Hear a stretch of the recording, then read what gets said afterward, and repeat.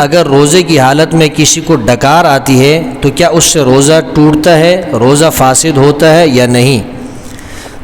تو یاد رہے اگر ڈکار سے کھٹا پانی وغیرہ حلق تک آیا، منہ تک نہیں آیا، منہ میں نہیں آیا، صرف حلق تک آیا اور اندر ہی اندر اس کو نگل لیا یا حلق سے اوپر آیا اور غیر ارادی طور پر خود اندر چلا گیا، تو ان دونوں صورتوں میں روزہ فاسد نہیں ہوگا، روزہ نہیں ٹوٹے گا۔ پہلی صورت یہ ہے کہ حلق تک پانی آیا لیکن منہ تک نہیں آیا اور اندر ہی اندر اس کو نگل لیا، یا پھر یہ ہے کہ حلق تک تو وہ پانی آیا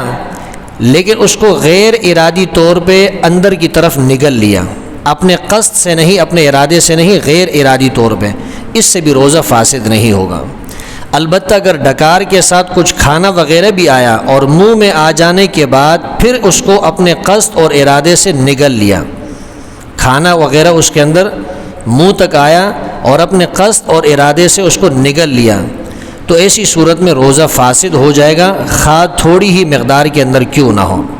البتہ روزہ فاسد ہونے کے بعد اس پر صرف ایک دن کی قضا لازم ہوگی، کفارہ جو ہے وہ لازم نہیں ہوگا۔